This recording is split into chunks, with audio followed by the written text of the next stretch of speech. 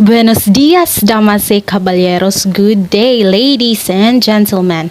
I am Jeremy Guzman together with my groupmates, Chakera Isugan, Jomar Pipito, and Maria Jonavi Cristino.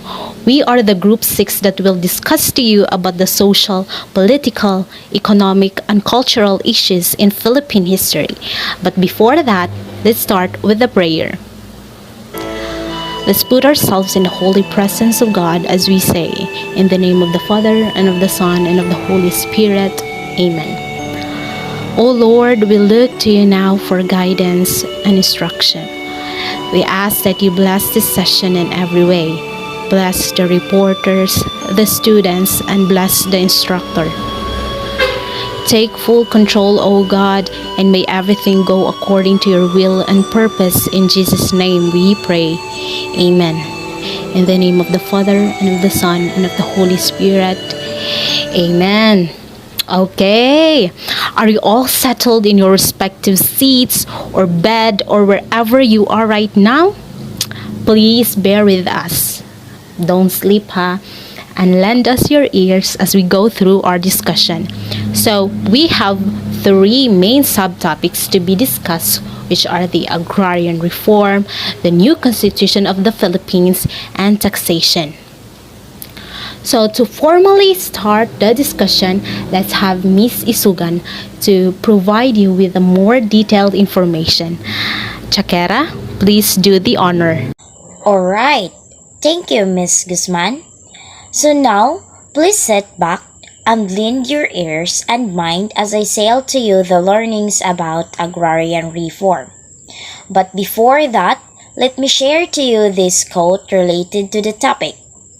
So when land rights are secure, the cycle of poverty is broken. So this means that having a secure access to lands reduces vulnerability to hunger and poverty.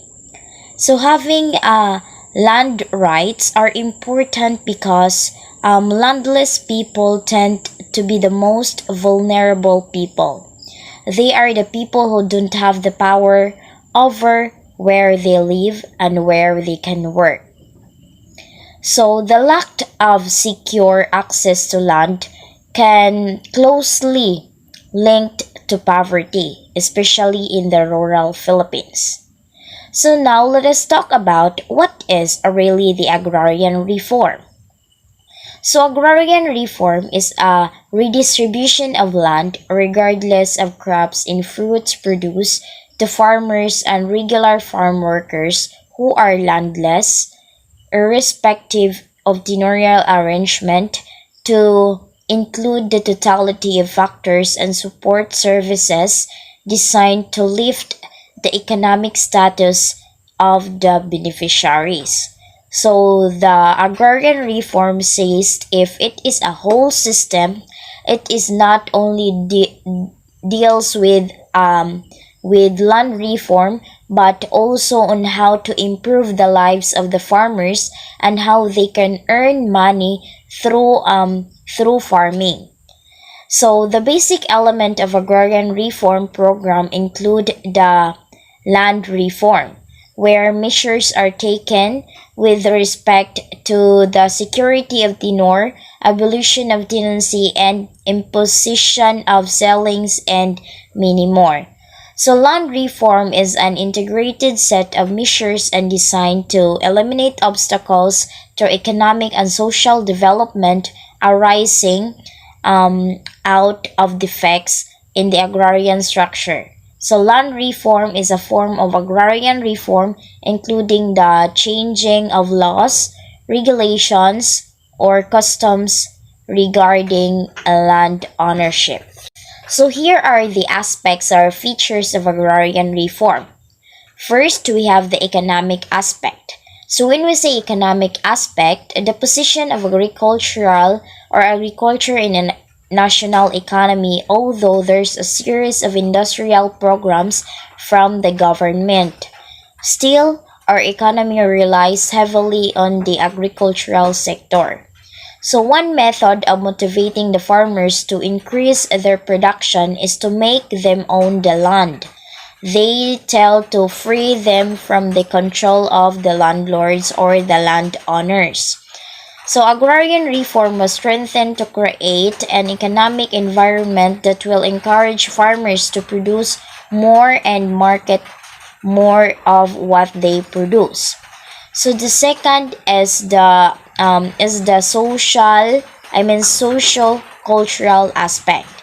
So socioeconomic factors are known to affect farmers' uptake of good farming practices, including those for soil management, such as minimum tillage.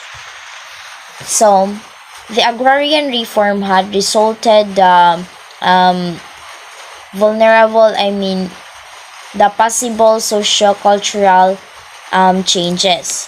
So the first one is the changes of form and subsistent mindset to one of the surplus for selling. So this means that the farmers started putting all their efforts in the farm because they own the land. The next is social order in the farmlands started to improve significantly. The farmers because became more concerned of the need to maintain peace and stability within the community. So next is the farmers became more active in practicing leadership roles.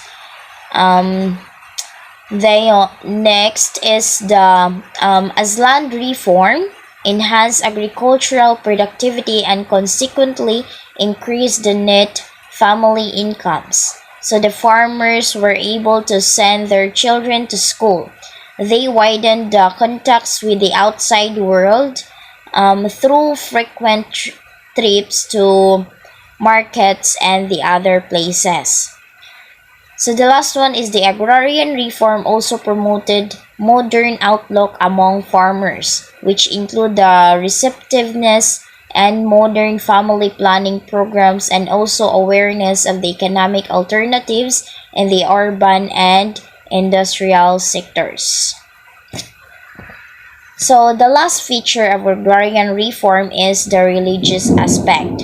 So based on the biblical teachings, God is the owner of the earth and that he made it all for his children. Food was not made for few. All possess God-given right is to use and enjoy the fruits of earth for the advancement of their lives. So majority of the Filipino masses are longing for the possession of land. Immersed in the chains of poverty, they yearned for the ownership of land.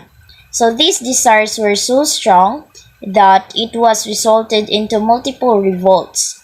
And sad to say, however, the Filipinos rarely found any help and support from the church. On the contrary, some of revolts were directly pointed to the land owned by the church. That's why church became the enemy of the land reform. So what are the objectives of the agrarian reform? So the main objective was to put an end of the conflicts pertaining the land ownership. It is aimed to bring about the harmony between the rural people and the urban residents also called for. So second is to bring the stability and the political setup of the country is also regarded as one of the objectives of the agrarian reform. Next is the socio-agrarian reform includes bringing about equality in terms of opportunities, income, as well as wealth.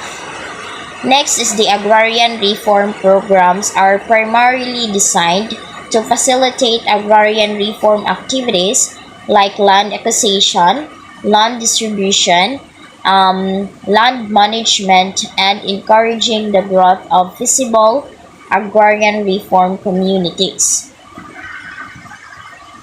So now let us talk about the Comprehensive Agrarian Reform Program. So what is the Comprehensive Agrarian Reform Program? So it is called also called as the Republic Act 6657 is the redistribution of the public and private agricultural lands to farmers and farm workers who are landless.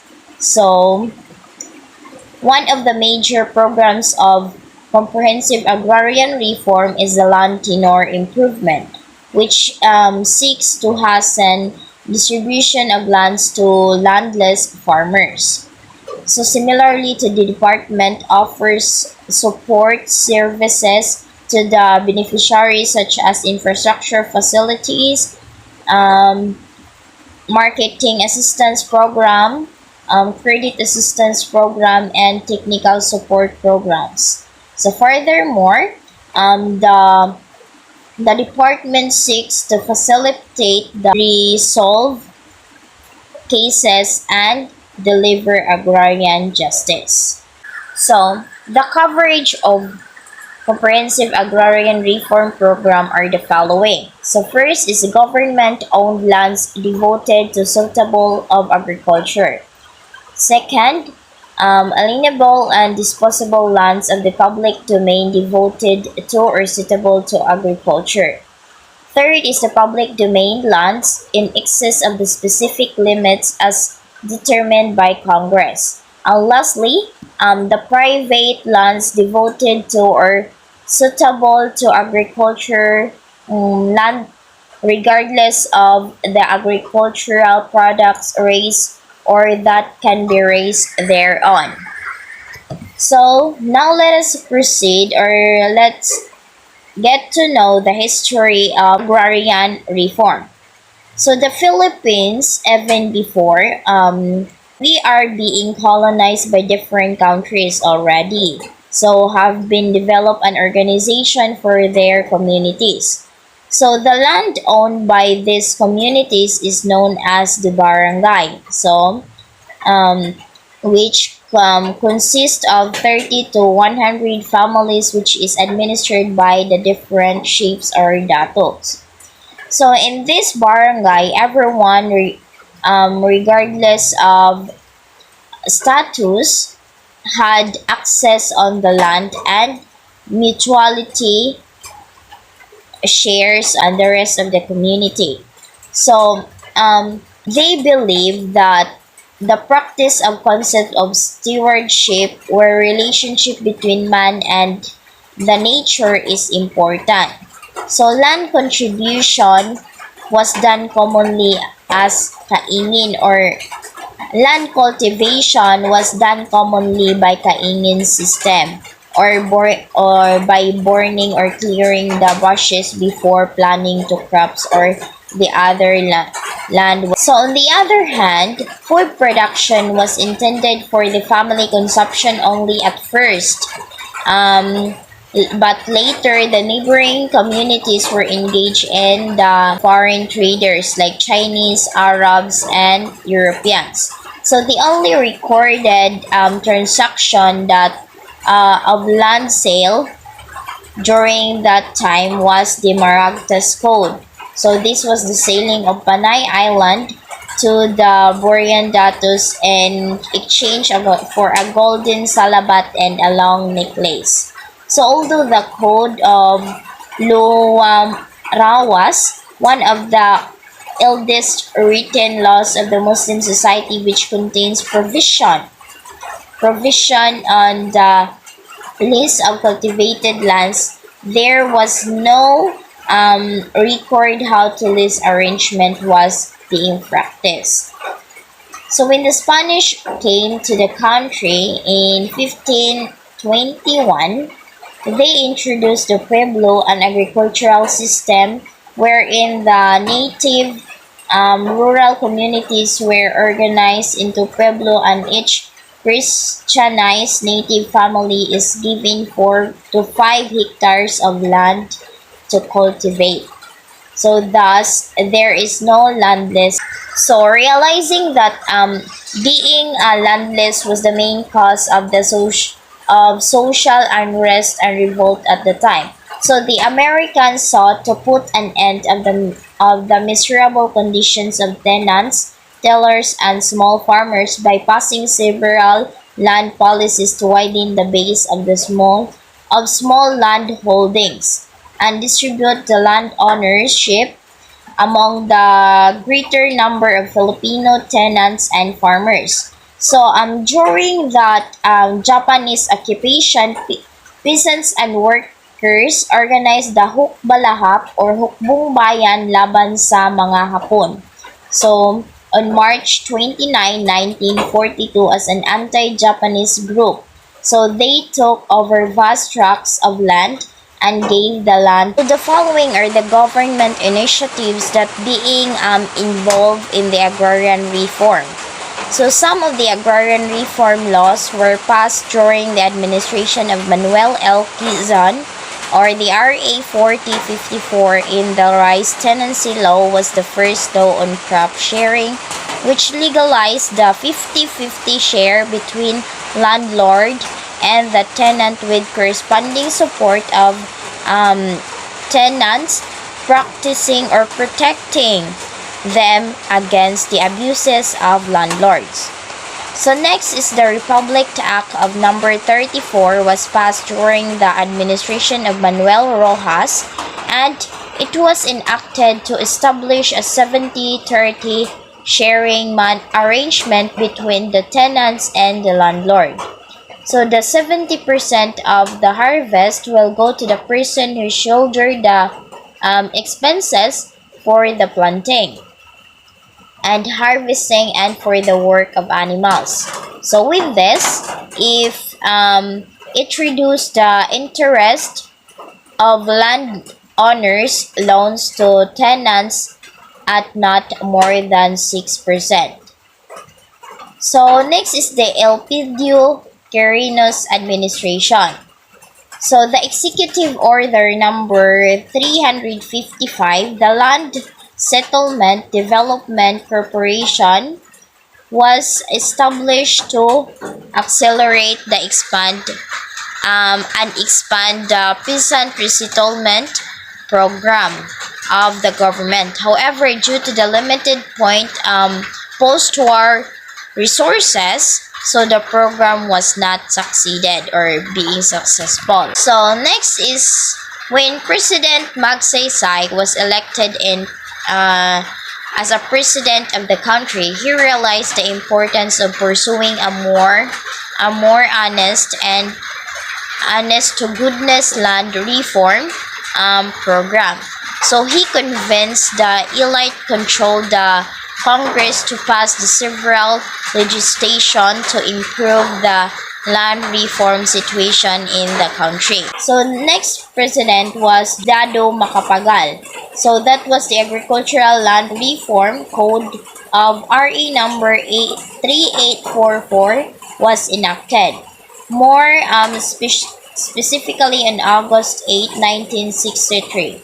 So this was considered to be the most comprehensive piece of agrarian reform legislation ever enacted in the country that time.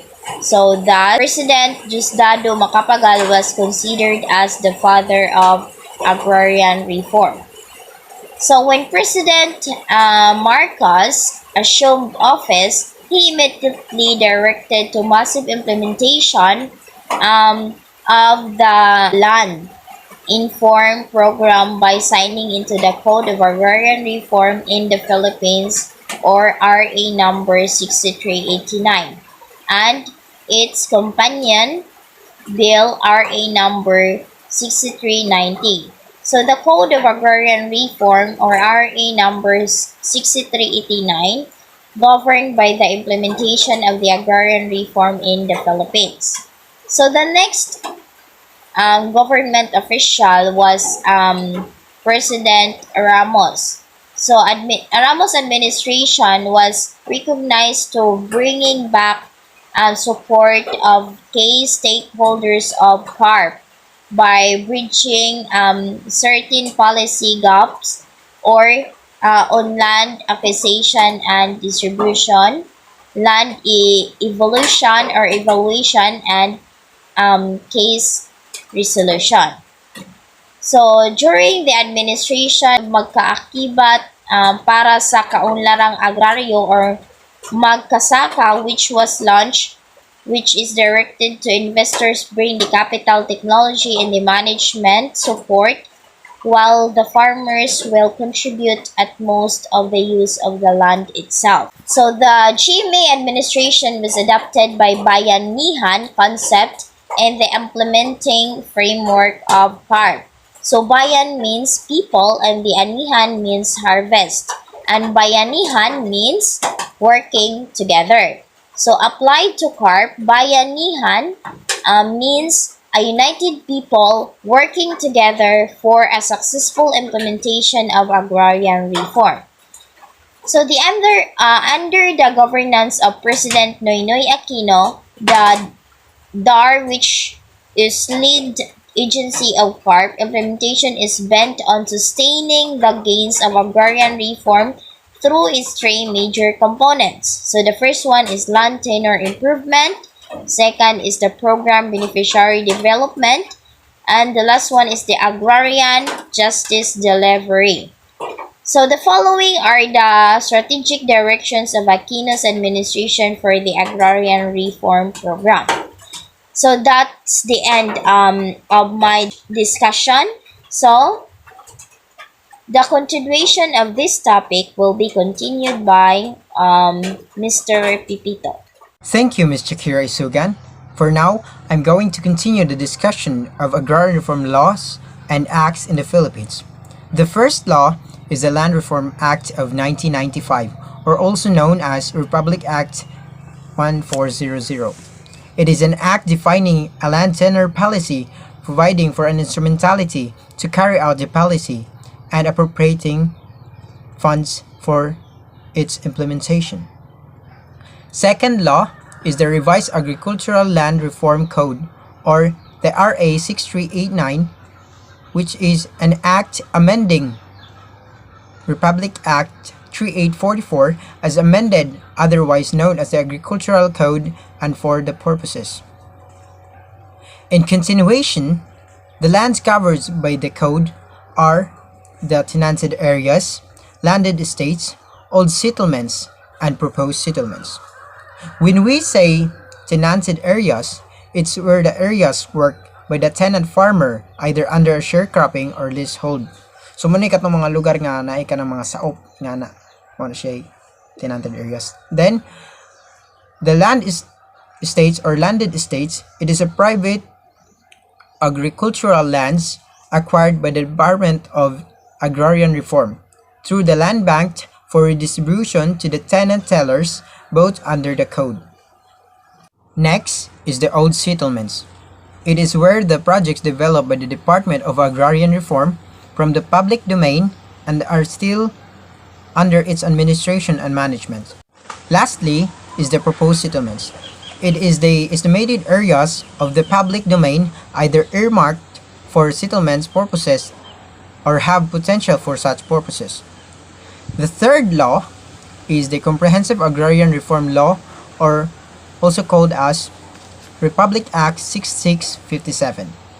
It is an act instituting a comprehensive agrarian reform program to promote social justice and industrialization, providing the mechanism for its implementation and other purposes.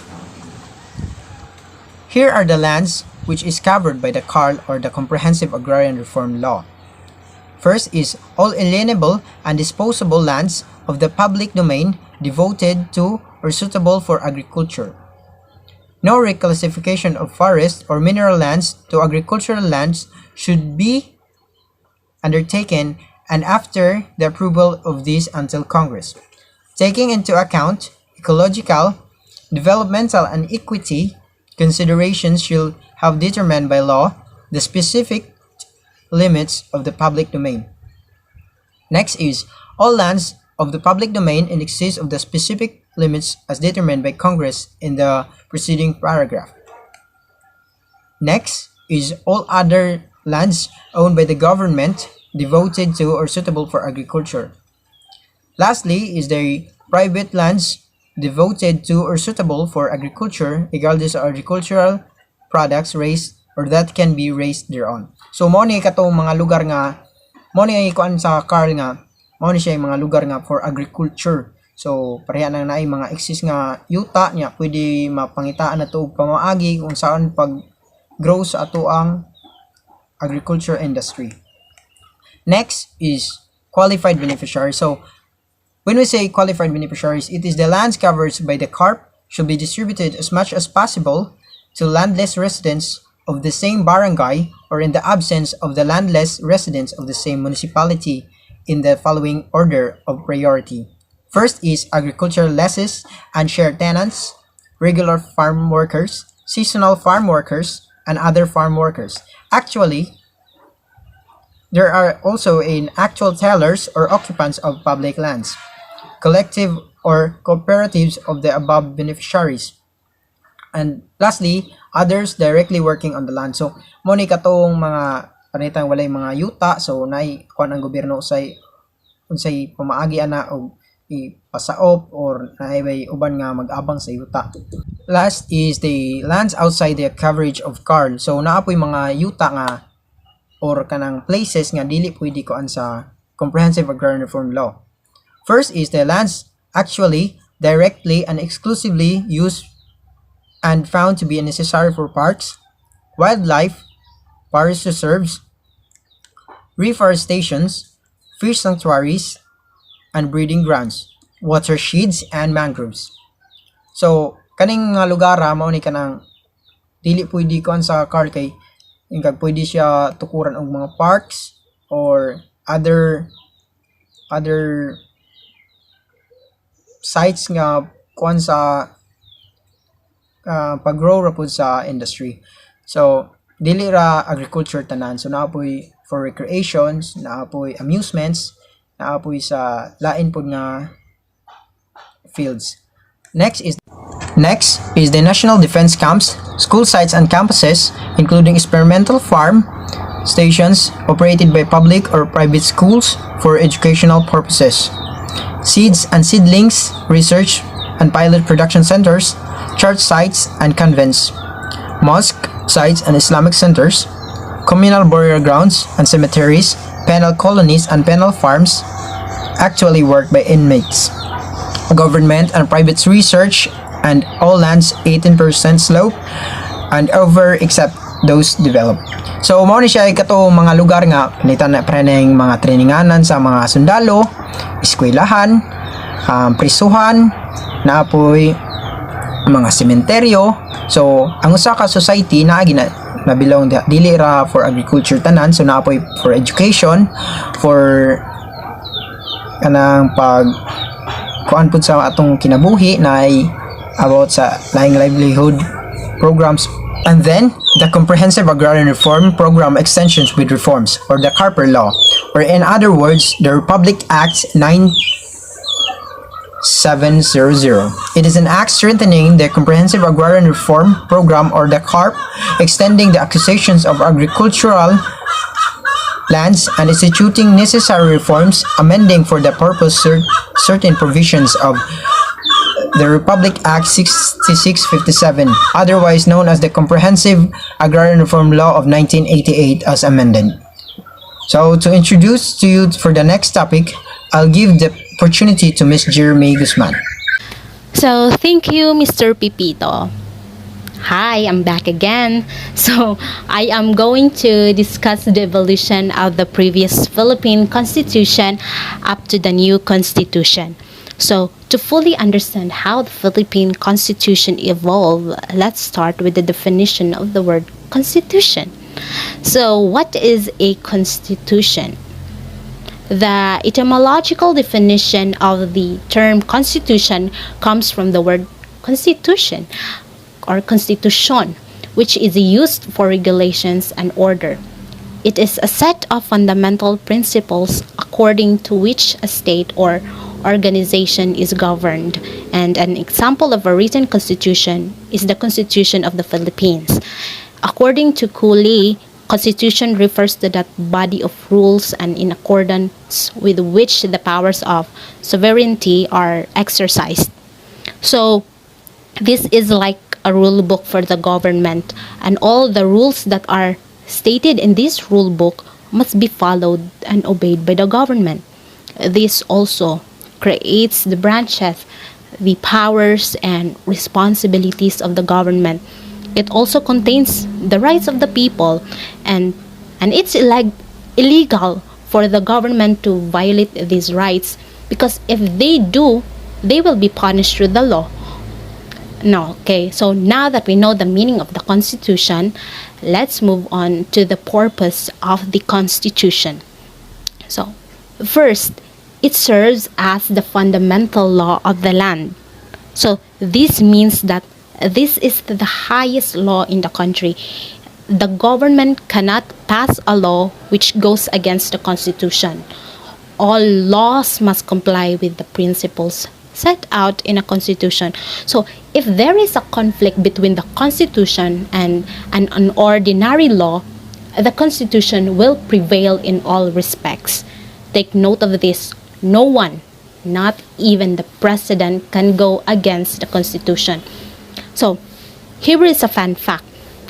Did you know that February 2 is our Constitution Day? So, for those who knew already and who are not aware of this, every change in the Constitution, the President will release a proclamation to commemorate the day when the new charter will take effect this day, which is called the Constitution Day. So, the latest Constitution of the Philippines was ratified on February 2, 1987. So, this is the reason why we celebrate our Constitution Day every 2nd of February. Okay, second purpose is it also provides the essential framework of government. So, where the essential branches of government are defined and described there in the Constitution. So, from the executive, legislative, and the judicial branches. Okay, third, our entire national, state, and local government system rest on constitutions. Every permanent organizations of individuals, whether public or private, must have a basic rules or laws for its establishment and for the conduct of its activities. Why? Because constitutions maintain law and order. So, imagine our country without a constitution. It will be in chaos. We Filipinos will be the knight, will be the army of our rights. Because if there is no constitution, an anarchy is possible. So, when we say anarchy, it is a state of society without authorities or a governing body. So, without someone who will lead us, our society will be in total confusion. Okay, fourth, in democracy, the construction of constitution is a function of the people. The Constitution protects the rights and freedoms of the citizen. We're like posting on Facebook, Instagram, and other social media platforms right now. You are practicing your freedom of expression that is expressed in our Constitution. So, this is just one of the rights that we can enjoy because of the Constitution. Okay, fifth, a Constitution must be both stable and flexible. It makes possible the adjustment of the Constitution.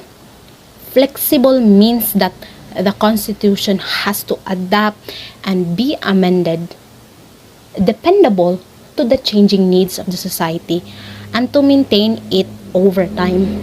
Okay, 6. So, a Constitution supports statutory laws wherein these laws, it is included the Bill of Rights, like that.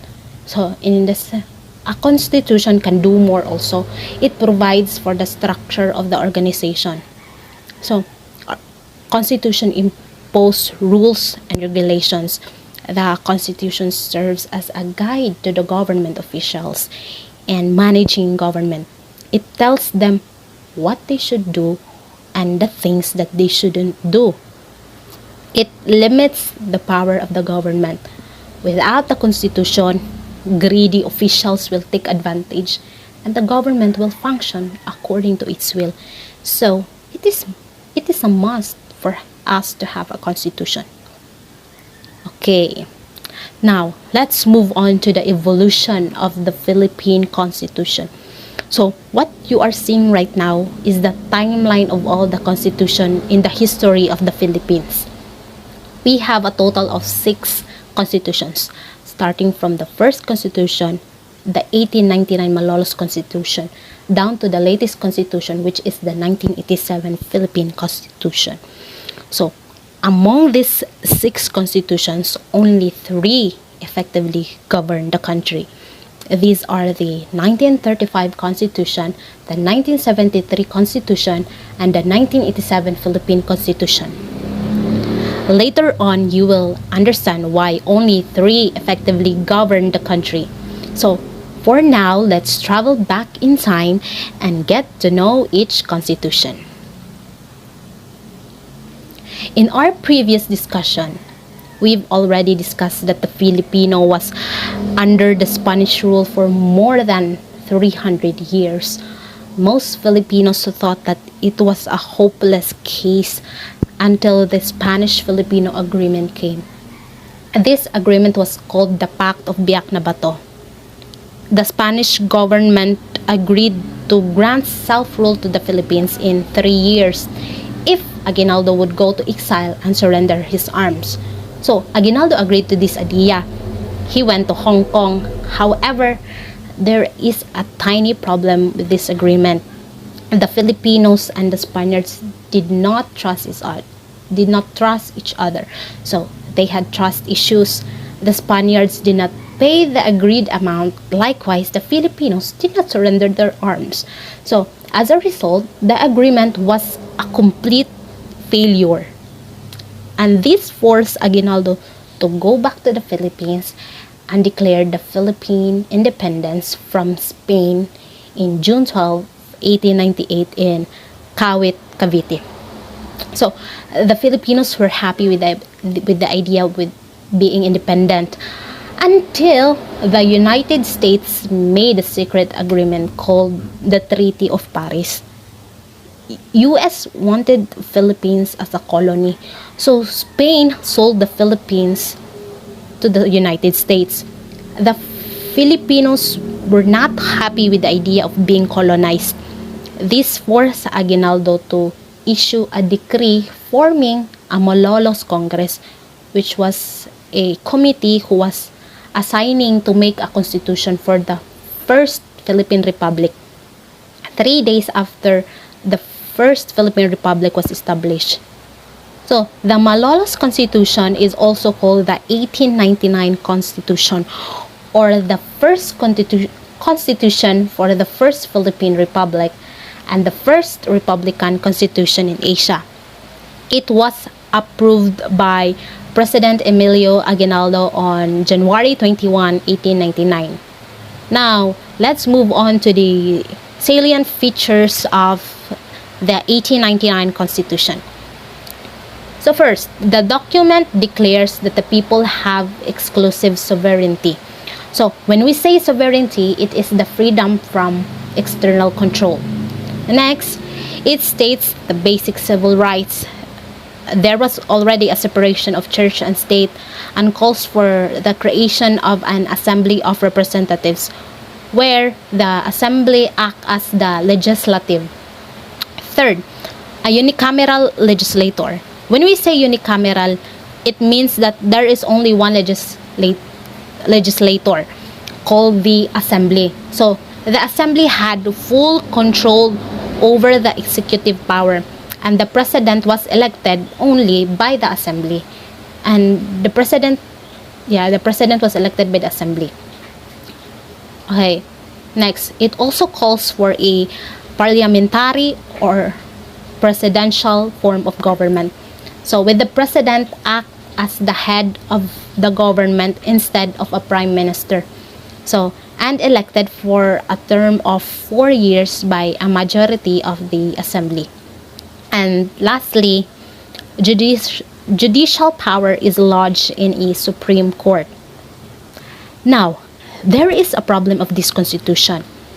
It was not fully implemented because of the eruption of the Philippine-US War, in which the Philippines lost the battle and paves way for American colonization in the Philippines after the Spanish rule. So, the Americans came to the Philippines. The Filipinos were again colonized for the second time.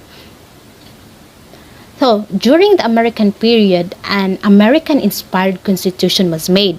This was the 1935 Constitution, which provided the legal basis of the Commonwealth government for the transition government before granting the Philippine independence.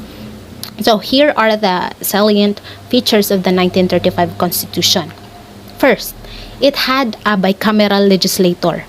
When we say bicameral, there are two legislators composed of a Senate and a House of Representatives. Next, the President of 4-year term with a maximum of 2 consecutive terms in office, together with the Vice President without re-election. Next, the Philippines shall be known as the Republic of the Philippines upon the proclamation of the Philippine independence. So, the 1935 Constitution was not the first constitution, but it was the first one to be fully implemented. However, the implementation was interrupted because of the Japanese occupation in the Philippines. During the American occupation in the Philippines, World War II already broke out. The Japanese invaded the Philippines for the third time. We were colonized again. And a Japanese Prime Minister, Premier Hideki Tojo, promised the Filipinos the honor of independence, where the Philippine Independence Committee was tasked to draft a new constitution in a limited duration. So, after the Americans surrendered, the Japanese Republic was established and a new constitution was ratified in 1943 by the Filipino collaborators who were called the Kapisanan ng Paglilingkod ng Bagong Pilipinas, popularly known as Kalibapi. So, this was now the 1943 Constitution, or the Constitution of the Japanese-sponsored Second Republic of the Philippines.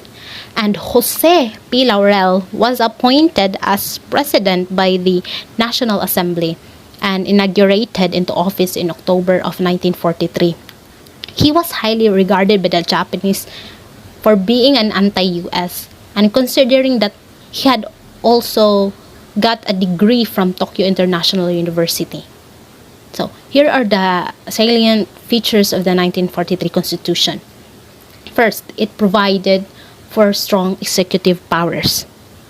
Second, the legislature was a unicameral National Assembly, and only anti-US can run for election.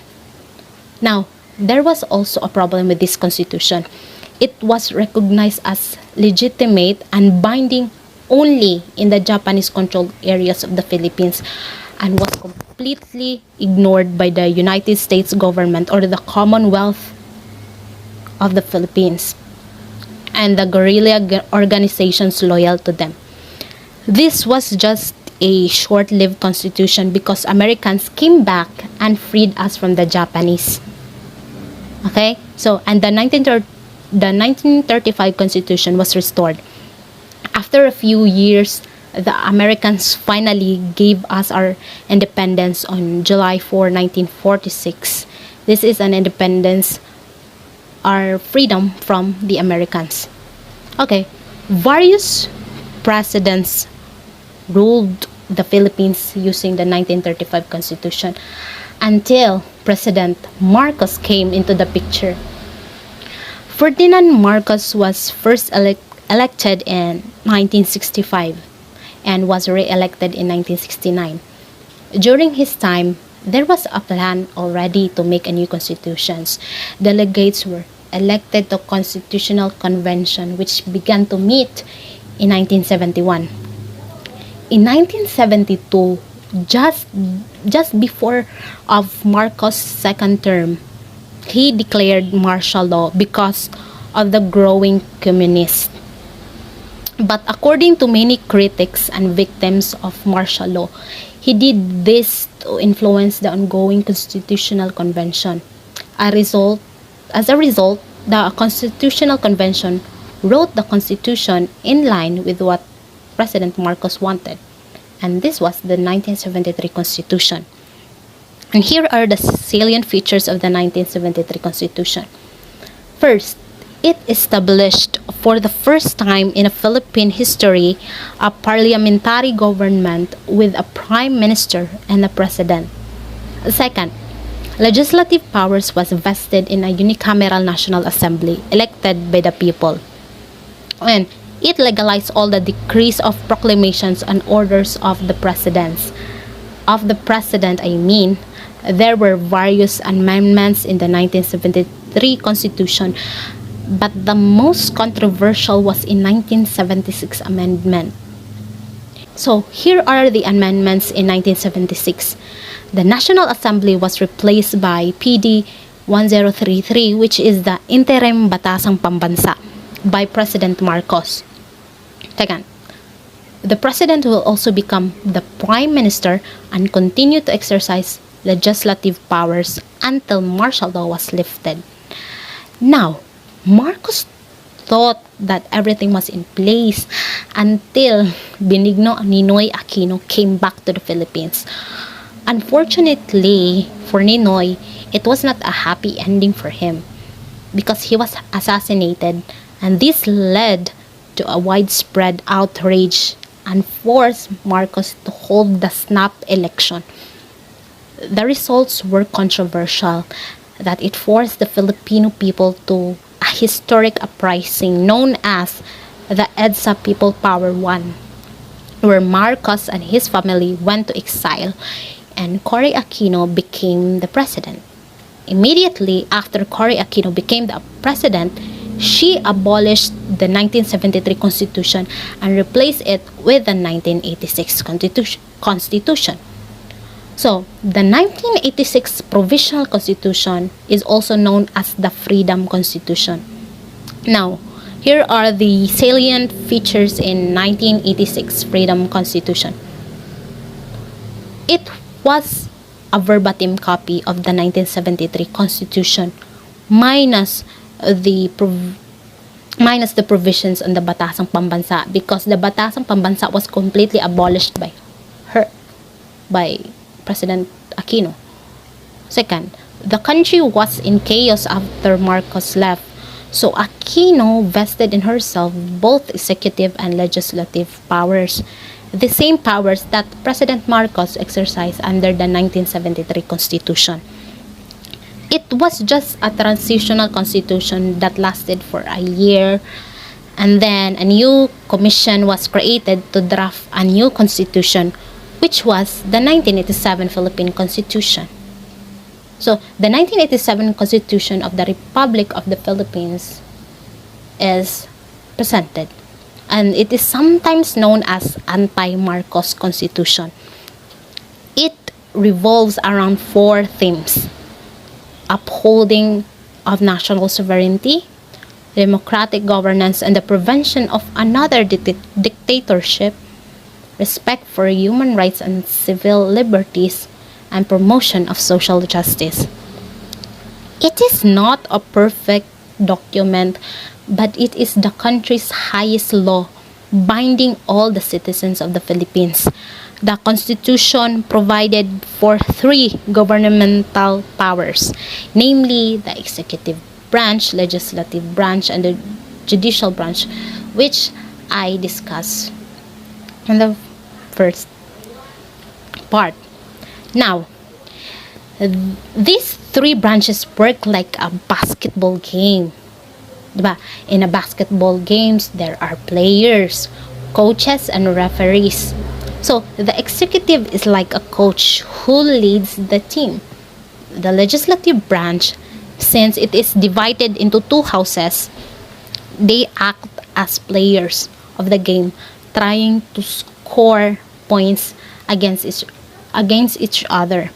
And the judicial branch is much like the referee of the game that help settle the disputes. So they are there to clarify the rules and make sure that each side is acting fairly. So the basketball game wouldn't be complete without the viewers. So this is the same with the government. It would not operate without the people.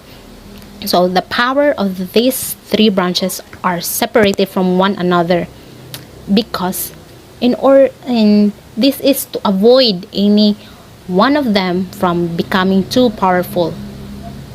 That's why the three branches were separated. Whew. So that was a long discussion, but we are not yet done. We have our last subtopic that will be discussed by Miss Jonavi. Ma'am? Good day, everyone. I am Maria Jonavi Celestino, and for the next few minutes, I am going to report my part, which is all about taxation. To be honest, taxation is a very difficult topic to discuss, but I will give the best of my ability to discuss with you about the topic. So, if we hear the word taxation, the first thing that comes in mind is that more on related to taxes, of course, but not in a narrow way. So what really is taxation? So taxation is an inherent power of the state to collect revenues for the public purposes. So in a shorter way, taxation is about collecting or the imposition of levies on individuals or entities by government in almost every country of the world. So it is not only present or applicable in the Philippines, but in all countries all over the world. So as stated by De Leon 2005, page 375, taxes ought to possess the following characteristics. So first, we have the enforced contribution. So due to the critical role taxes play in a state, a tax cannot be imposed as a voluntary contribution or donation. When we say enforced contribution, it is the norms that is related to the fairness and equity or equality regarding the contributions possibilities, but not regarding earnings. Because if the tax is imposed in a donation type of contribution, there will be the scenario or situation wherein a taxpayer won't monitor to give his or her yearly or monthly taxes. So tax contribution must have this equality to all taxpayer to avoid conflict of contributions. Kaya na mo tendency nga ang uban if donation type siya, ang mga dato magud mo'y kasagaran nga kanang di na nato i-generalize no, pero kasagaran man gud is ang katumanjong mga well knowledgeable sa law. If makahibaw sila nga donation type ang contribution sa taxes, di na gina sila mag-alagad og bayad or mag-alagad sa ilang responsibilities nga mohatag og tax contribution sa government. The next is we have here payable in money.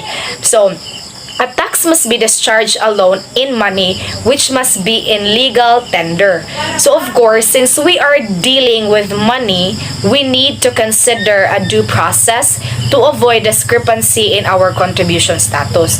So of course, kwarta baya atong gisgutan, our contribution baya nato is kwarta. So, wa ba ta kahibaw sa tendency nga bisag up to date pa ka og bayad diha, unya wa day nay tarong ang imuhang kuan, ang imuhang gi hatagan sa imong trust. So alkansi yapon ka kay from time to time if mag-check ka sa imuhang contribution na status, naunya kay mga lapses dito nga months or years nga wa na bayaran. So mas maayo na siya nga payable in money man siya, so mag-agi na siya og like legal basis in order to avoid inconveniences or any problems. The next we have the proportionate in character. So taxes are based on the ability to pay. In this case, taxes differ on the ability of a taxpayer to pay regarding sa iyahang income. So if you have a huge business or nakay higher earnings or much earning, you will definitely contribute a higher rate or a higher contribution sa imuhang tax. And opposite sa few businesses or low earners, gamay ra jud to ang ilang mabayaran, kay ma-unfair man siya paminahon if iparihas nimo sila tanan nga ang low earners maparihas og mabayaran og tax contribution sa mga high earners nga individuals or parties. The next we have here imposed on persons or property. So a tax may be on acts, transactions, or contracts. So if you are a professional or a government employee, you are entitled to pay tax depending on how much you are eligible of paying for. So example for that is when during the election day, if you are one of the supporting staff, then you are expecting to have to get the salary, to have a salary of the act for the amount of 5,000 plus an allowance of 2,000. Since tax can be imposed on acts, so the salary that you are supposed to receive is not the amount of 7,000, kay madidakan na siya sa tax nga na ay certain percent nga rate. So in a transaction example also, it is when we exchange a deal or even when we buy at a store, the amount we are paying for a certain item or goods already have a tax inclusion. So like for example, bisag mamalit lang ta sa mga sari-sari store. So we all know that sari-sari store businesses, ang ilahara jud anang purpose is to gain money, and so with the wholesale businesses is to gain profit, to gain profit. So that profit na ilang na-gain from the customers, kuan sa nila og percent nga ikabayad sa ilahang tax contributions nga need nila nga bayaran as an owner. So later on ma-discuss na to ang differences sa direct and indirect taxes kung asa na fall ang katunga instances. So next we have here imposed by the state, which has jurisdiction over the person or property. So the state cannot apply its power of taxation to individuals or entities outside its legal jurisdiction. So as what I have said earlier, taxation should always follow a legal basis to maintain fairness to all taxpayer. So to maintain gawa sa fairness, to maintain gani nga ma-avoid gani nato ang like inconveniences or problems, we need, or a tax authority or the tax levying authority must follow legal basis, and so sa taxpayer para ma-avoid nato ang any inconveniences or problems. The next is imposed by lawmaking body of the state. So its imposition must be anchored on the enactment of statutes and ordinances made by legislative branch of the government. And lastly, it is levied for public purposes. So taxation involved in a tax constitutes a charge or a burden imposed to provide income for public purposes, the support of the government, the administration of the law, or the payment by public expense. So, we may and can ask ourselves of the word, what really is taxation? Why is there a need of taxation? Nganong kinahanglang mag-tax, magbayad tag-tax? So in this case, it is very clear that the purpose of taxation is for public purpose. The obligation of the state is to provide protection, that it would be able to have an orderly society. And we, the citizens, on the other hand, have the duty to support the state. In that sense, when the citizens are required to support the state, it means to financially support the state. And that financial support is through taxation. Even if one pays more than the other and the other pays less, what the state can guarantee or ensure is that protection will be provided equally. No obligation on the part of the state that one who have pays more should be given more protection or privilege. That is not the essence of that obligation, but rather the state would assure that everyone will have a just and orderly society. And now let us proceed to the kinds of taxes under existing laws.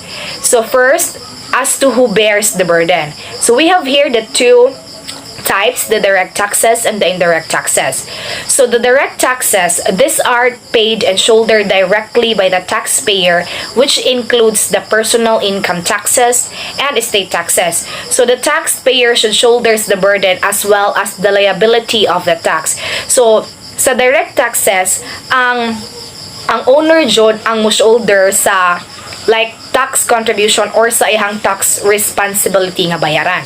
So while in the other hand, the indirect taxes, these are paid by a taxpayer but which he can shift or pass on to others, particularly those who avail of his goods and services.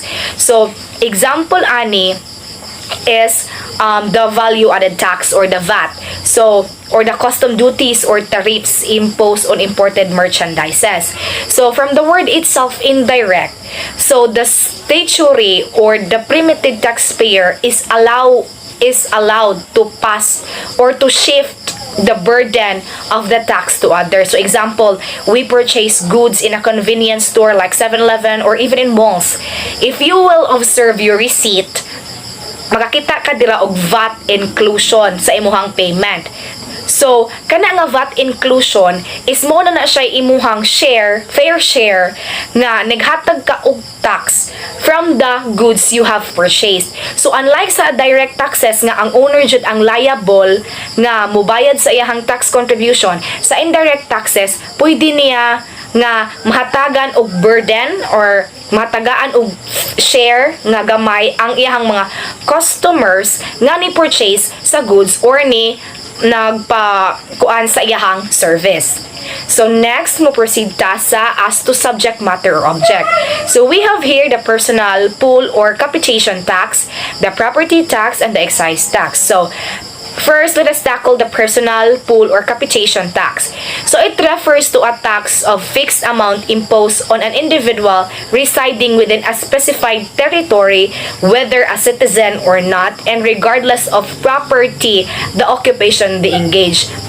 So this type of tax as to subject matter or object, mo ni siya ang common or ang ilado jud sa usa ka municipality nga gitawag nato siya og sedula. So this sedula is dili ni siya ang kaninga sedula or the community tax certificate is to all the residents or personal atua jud ni siya, like to all the residents individual or the individuals nga nagreside in a certain municipality or town. So whether madato man ka og mapobre, if magkuha kag sedula, parehas ra jud na ang imuha nga bayranan, since fixed amount man ang gi-impose niya nga fixed amount man nga amount man ang iyahang gi-impose kay lagi ang gibase ra niya is kung asa ka nag-reside. So most commonly makakuha ta og sedula if magkuha ta ani if magpass ta og mga requirements for applying jobs or unsa pa na dira nga mosulod ta og mga businesses nga nag-need og sedula. So mao na siya sa personal pool or capitation tax. The next is the property tax. So refers to the amount imposed on property, whether real or personal, in proportion either to its value or in accordance with some other reasonable method or appointment. So from the word itself, property, it is more on the property that a certain person is owning that need to be given a tax. So for example, most common example is land. Tag-iya ka og kayutaan or nakaybaol, nakayuta nga gibaulan or wala. So that land of yours nga imuha man na siyang panag-iya, need na siya nimo nga bayran og waste, imo jud na siyang atimanon og bayad og waste. Kaya nga no, whether imo ba na siyang gibaulan or wa na nimo siya gibaol or wa na nimo gigamit into ay kanang unsa na nga mga purpose, if maabot ang panahon nga need na siya nimong ibaligya kay tungod sa mga wa ta kay baon sa mga rason, moagi gihapon na siya og legal basis. Magpangitaan gihapon ka og mga legal purpose if papers if kompleto bagbayad ang buwis. Kay ang tendency manggod if dili nimo siya ma-up to date og bayad ang buwis niya, igting bayad na gani sa imuhang kuan kay need makag lawyer ana kay magbayad man kwarta man ang gigunitan, then it is a property also, so need gyud kag lawyer. So ang tendency ana ang kwarta nga unta nga imuhang madawat is dili na siya net, di siya fixed kay ngano kuan man na siya og amount sa buwis nga imong wa na bayran for how many years if ever nga wa siya nimo na up to date og bayad. So mo ni siya sa property tax. So mag-need gihapon na siya nga dapat ato jud na siyang tagaan og pagtagad nga bayran jud na siya nato yearly or kung kapila ka magbayad ana para dili na ka magka-problema if kinahanglanon na naman siyang iwari or ibaligya. Kay ang most common jud sa property nga mga exact kanang naay tax is ang yuta. Okay, the next is the excise tax. So this refers to any tax which does not fall within the classification of a poll tax or a property tax.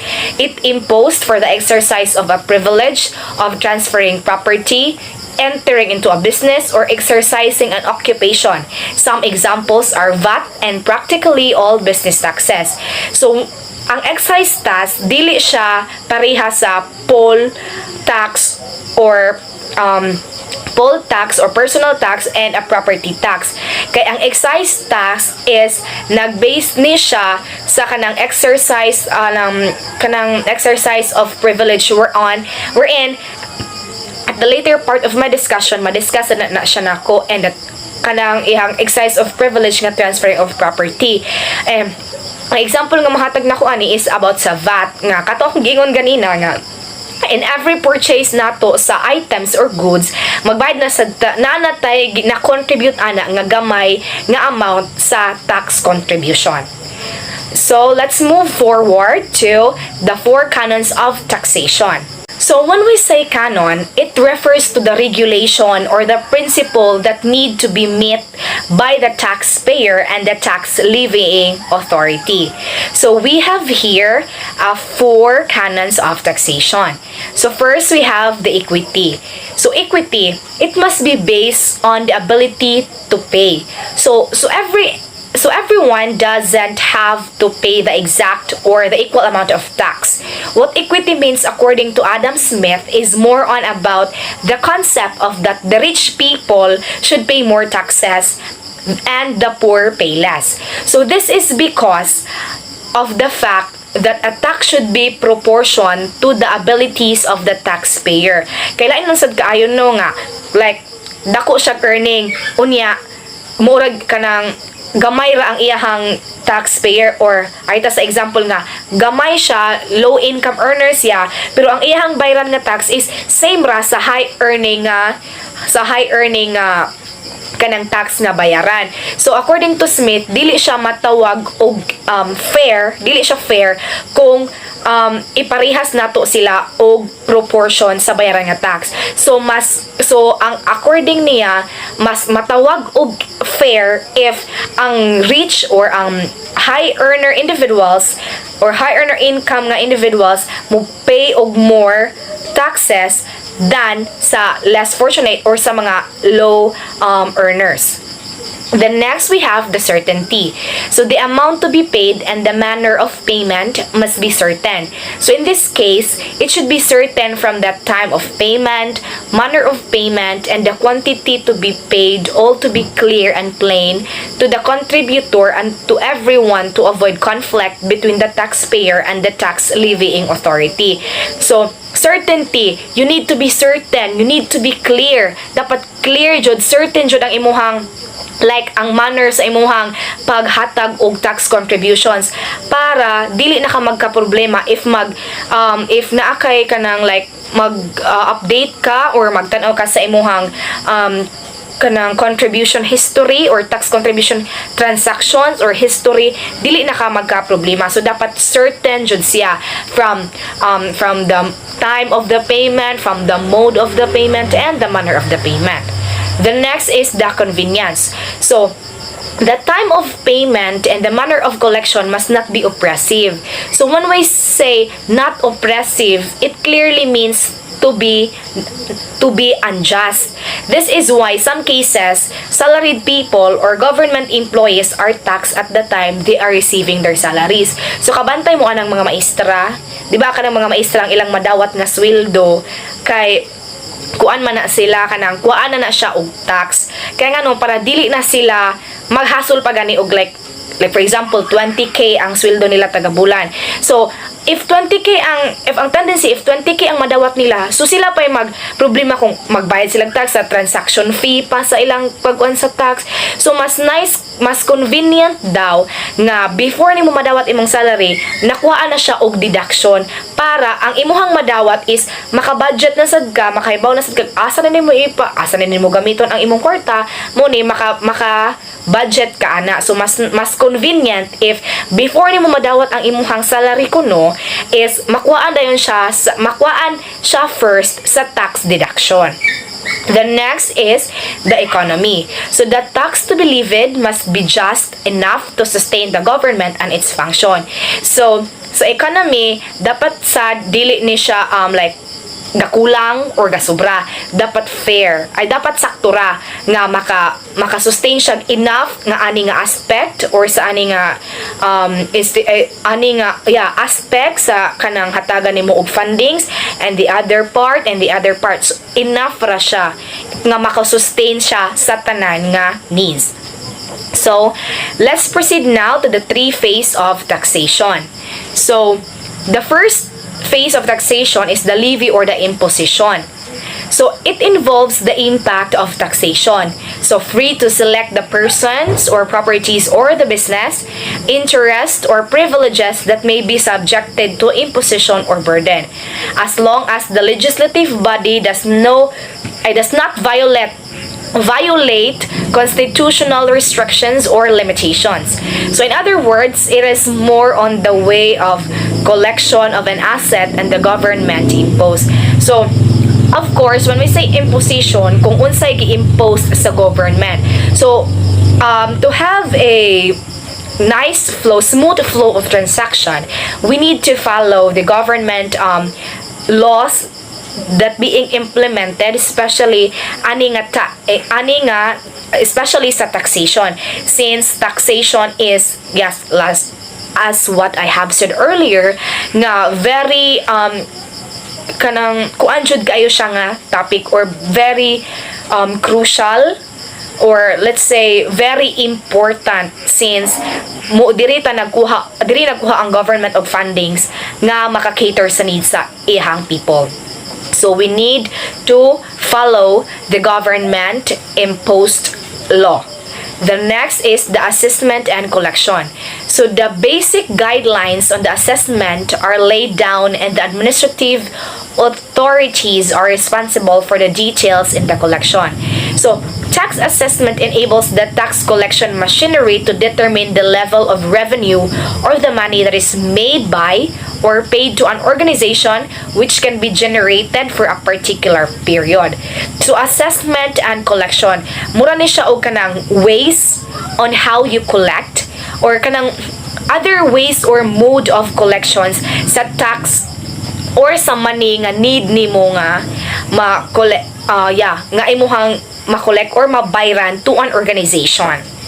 The next is the payment. So payment referred to as an incidence or the number of times in paying the taxation. Then now let's proceed to the purpose of taxation. So the purpose of taxation is to raise revenue or provide funds to promote the general welfare and protection of its citizens and to enable the government to finance its multifarious activities, also to satisfy the following objectives. So first we have equitably distribute the wealth of the nation, referring to the case of state and donors taxes. So equitably, so fair or fair distribution. The next is new industries in which the rate of taxation may be increased to regulate the proliferation of unnecessary industries and competitions with foreign investment. And lastly, uplift social conditions as in the case of regulatory taxes in the exercise of police powers. So, the purpose of taxation is definitely very clearly understandable for us, for it only cares for the welfare of its country's citizens, for our needs and our welfare. And now let us proceed to the basis of taxation. So based on the reciprocal, when we say reciprocal, it is the inverse effect or duties of protection and support between the state and its inhabitants. So in return for the taxpayer's contribution, the taxpayer should receive benefits and protection from the government with the term benefits received principle. So when we say benefits received principle, it is a theory of income tax fairness that means people should pay taxes based on the benefits they receive from the government goods and services. So of course, it is a give and take scenario. Dapat naghatag man ta og fair share sa government through our taxes. Dapat ang government sad muhatag sad sila og enough or fair welfare sa iyahang nga citizens. Dili kay yanu-yanuhon lang ta nga murag kuan, dapat fair tanan kay ngano naghatag man ta kung sa kuan pa makaingon ba nang uban nga mangreklamo ba nang uban like kanang like manglukat or na sila kuanon sa ay ani nga government agency nya kuan biay-biayon ra sila didto so mga na ba nang uban in town nga kanang mura man sagwa ta nagbayad og buwis para ing anion ta nila. So, mo na siya giingon dira nga benefits received principle. So, kita kay ni bayad man ta og tax, ni kuan man ta sa ato ang contribution. So, the government pud untaan its administration dapat muhatag sad sila og nice kanang nindot nga pagtagad og nice nga service to its people. So, let us now proceed to the characteristics of a sound tax system. So, we have here a fiscal adequacy, theoretical justice, and administrative feasibility. So first, let us tackle the fiscal adequacy. So the source of revenue must be adequate or enough to defray the expense of the government or to meet the varying levels of the expenditures regardless of business conditions and problems on economic adjustment. So fiscal adequacy or kanang enough, kanang let's call this fair or enough nga kanang expense. The next is the theoretical justice. So tax must be based on the ability to pay, or the power of taxation should be based on one's ability to pay. So one who earns more has the capacity to pay more. So sa ginaingon ko na ganina nga if dako ka og earning or nabilong ka sa high earning individuals, so dapat ang imuha nga tax contribution is higher than those nga nag-earn lang og low income. The next is the administrative feasibility. So the essence of administrative feasibility is convenience and must meet the following criteria. So first, tax law must be clear and concise. So of course, it should be clear and concise since nag-talk man sa na-involve man sad ni siya og money, and we need also to follow its legal basis. Then letter B next is it is capable of proper enforcement, and last, it is not burdensome. So overall, in administrative feasibility, the state should not add more burden by providing convenience not only to the one who is imposing or collecting the tax, also to the one who is going to pay the tax. So dapat dili lang sila mo panig or mo what do you call this one? Mo protect or dili lang nila unta panigan ang mga tax collectors, ang panigan sa unta nila is ang taxpayer or bisag fair treatment na lang in order to avoid conflict. So this boils down to the principles of convenience and efficiency on the manner of collection and payment of the tax. So moving forward, the classification of taxes. So as to subject matter or object. So we have here three classifications. First, the personal pool or capitation tax, property tax, and excise tax. So let us tackle first the personal pool or capital or the capitation tax. So I already discussed this earlier. If moingon ta og personal pool or capitations, it refers to the tax or fixed amount imposed on an individual residing in a specific territory. So mo ni siya na present diri ang sidula regardless if dato ka or pobre ka, as long as nagpuyo ka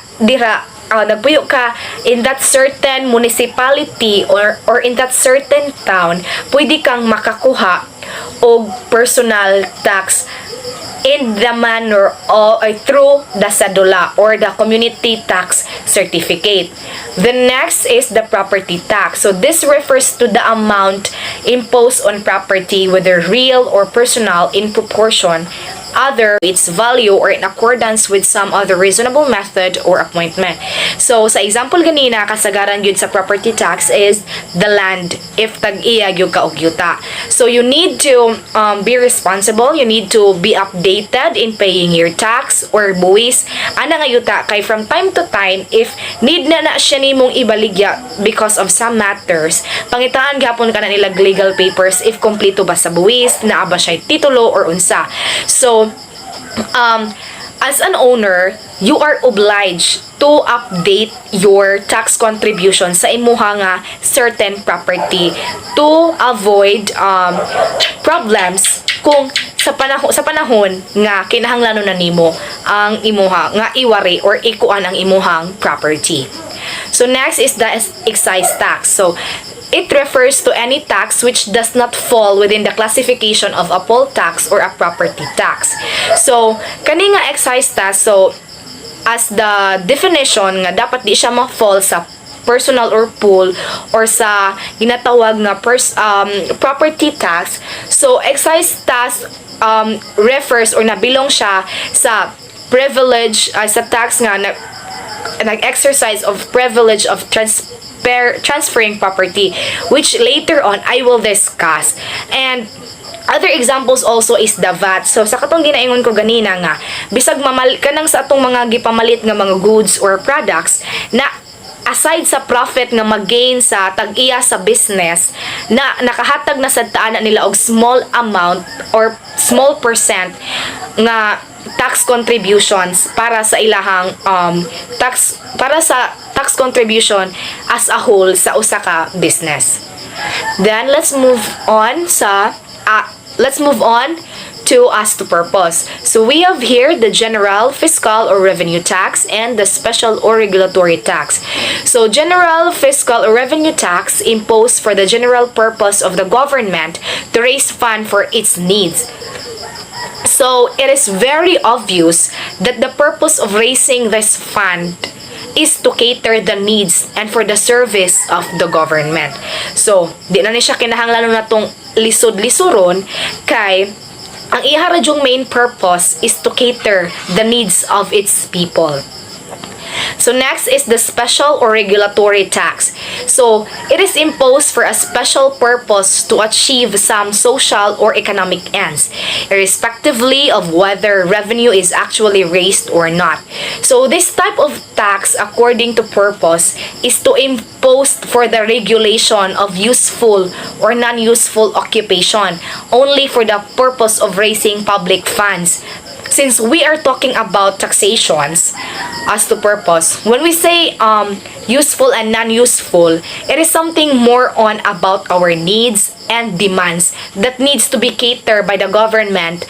And to cater all our demands, the government needs raise more funds through its people's tax contribution. Kay unsaon man pag-cater sa atong needs if ang dili ta maghatag og tax nila. So muna matawag siya special or regulatory tax. Like for example, bisag wala sa budget, like for example, unexpected calamity.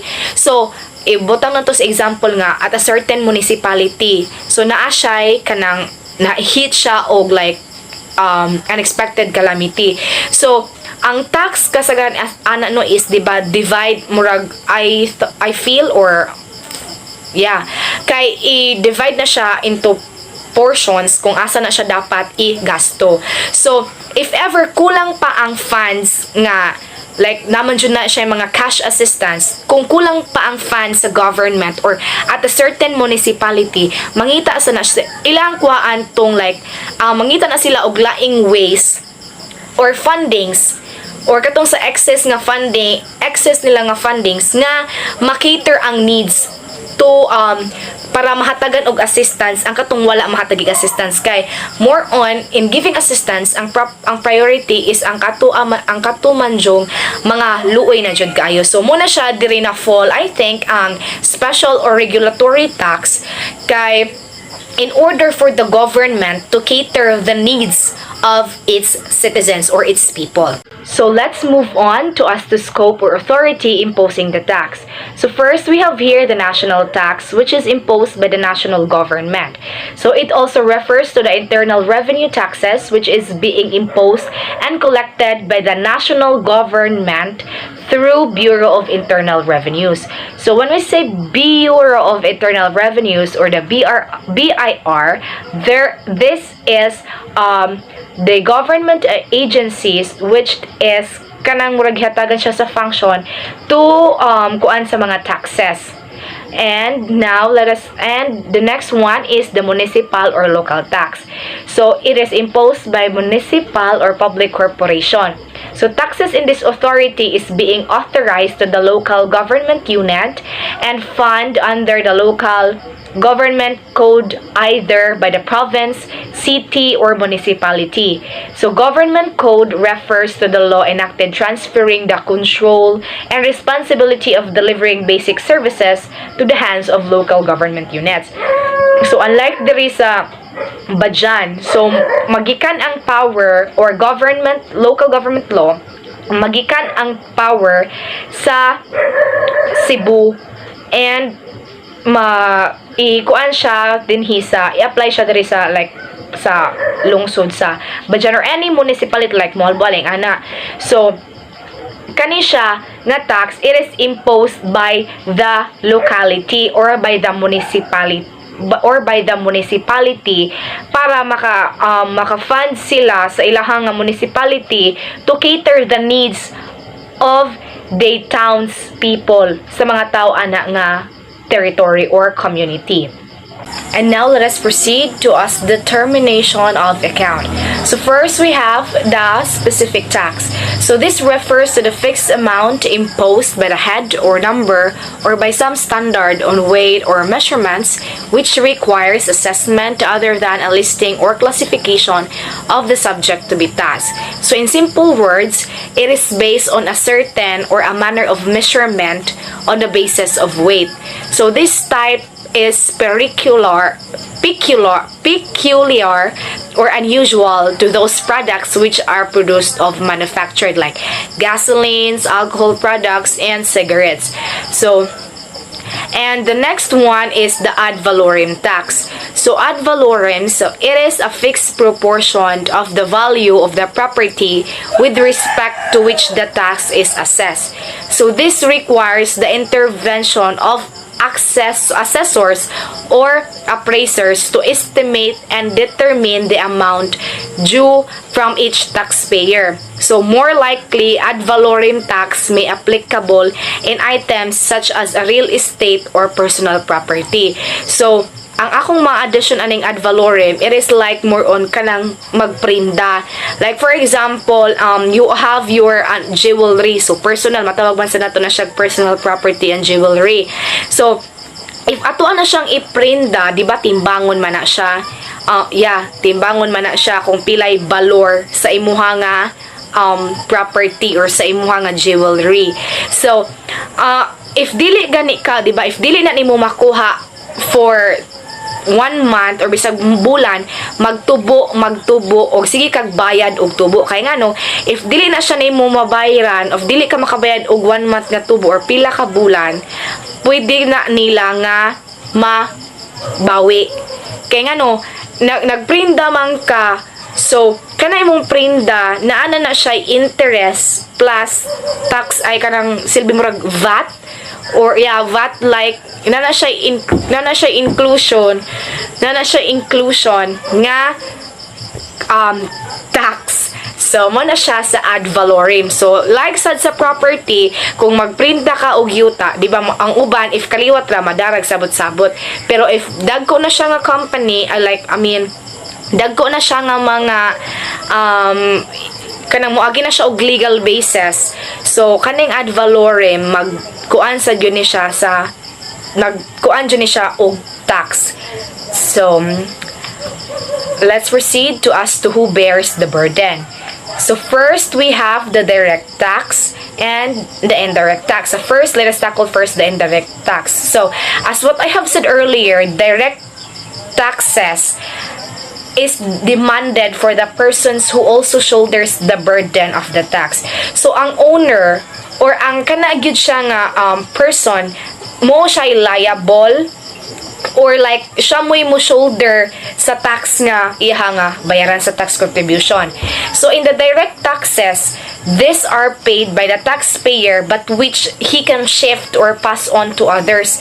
So mo ni siya ang indirect taxes is mo ni siya ang katuganing like taxpayer siya, pero pwede siya nga makahatag og burden sa iyahang mga consumers or customers by adding a value added tax on the goods they have purchased. Then let's proceed to as to graduation or rate. So first, the proportional tax. So proportional tax based on a fixed percentage of the amount of the property, income, or other bases to be taxed.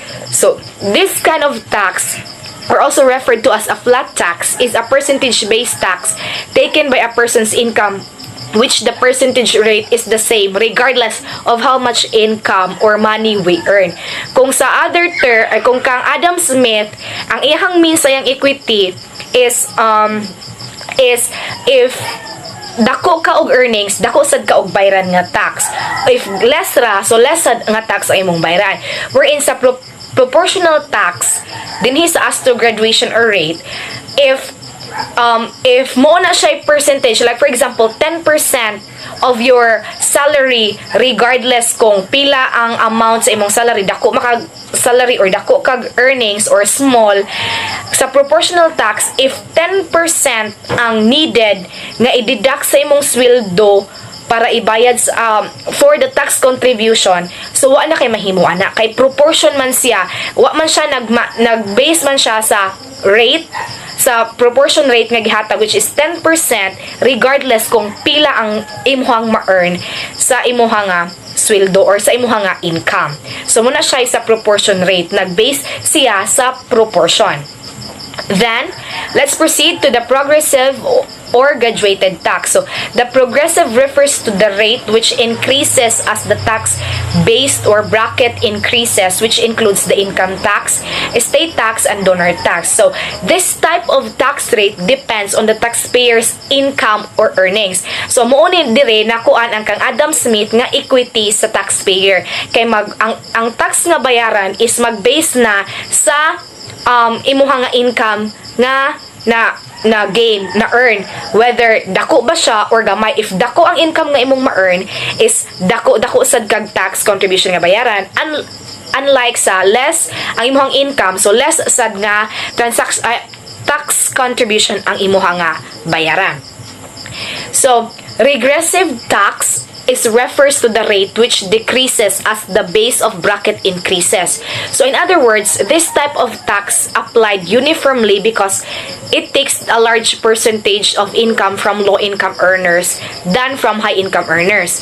So or in simple definition, regressive tax is imposed or assessed regardless the taxpayer's income, in which low and high income earners pay the same percentage rate amount. So regressive tax is more likely sa proportional tax nga dili sila mag-base kung unsa ka dak-a imong earnings or unsa ka gamya, as long as nag-base sila sa rate or proportion nga ilhang gi-implement nga dapat nimong mabayaran regardless sa imong nga income nga na-earn. Let's proceed to the kinds of taxes under existing law. So, muna siya ang national taxes and the local taxes. So, when we say national taxes, those implied by the national government under the National Internal Revenue Code and other laws, particularly the Tariff and the Custom Code. So, dako man jud og kaayo og papel ang katuganing mga import og ang mga export. So, mas more on focus ni siya sa national taxes, and I don't know if kanasang mga businesses sa Manila since they are the center sa government.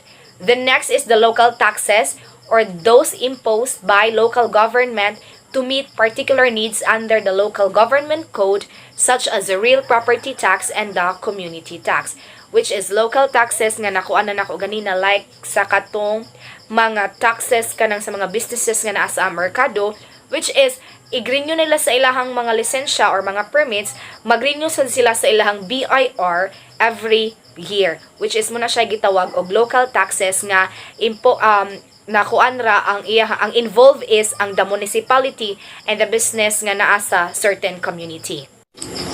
And now, let us proceed to the kinds of national government. So the following are deemed to be the internal revenue taxes. So first, we have the income tax.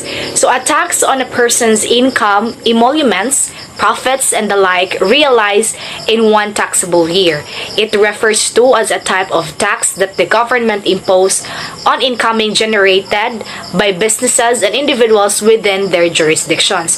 So income taxes are those taxes or the tax nga na-contribute nato sa government from our personal, from our businesses, and from our profits nga na-belong siya or na-fall down ra gihapon sa ilahang jurisdictions or sa ilahang kanang mga like what do you call this, regulations.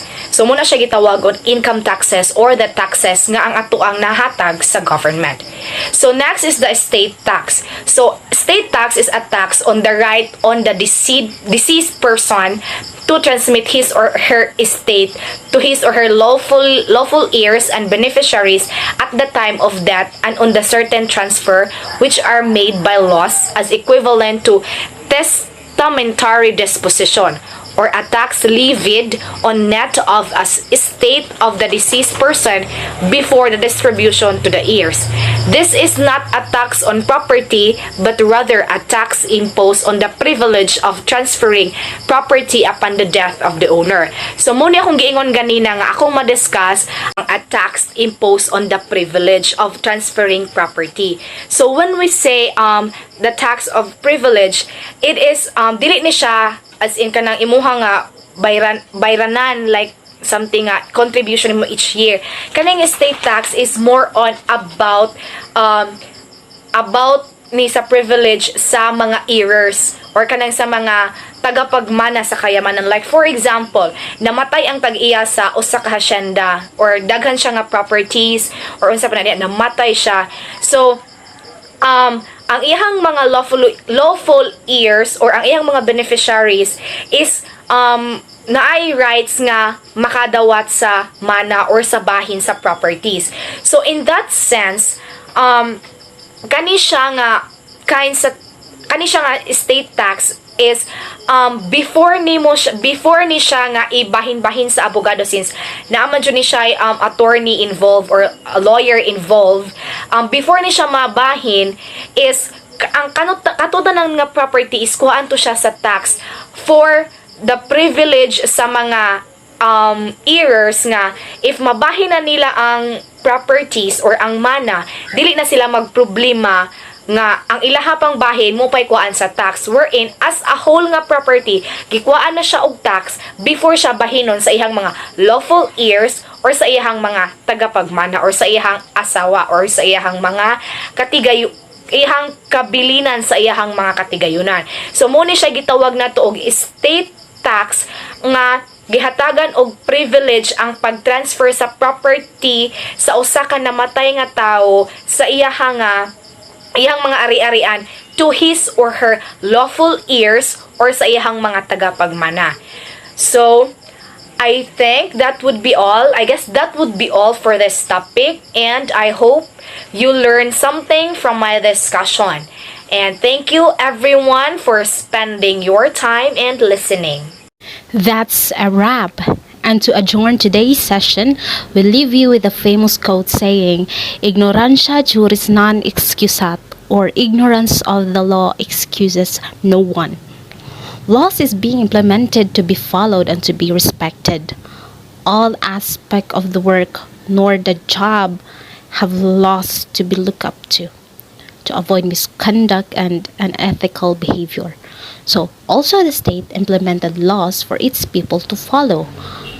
Our ignorance is not an excuse for us to disobey nor to object the said law, because as a citizen, knowing, having the knowledge and obeying the law is our responsibility to do for the betterment of our country. Thank you for listening, and feel free to ask questions and clarifications. Thank you.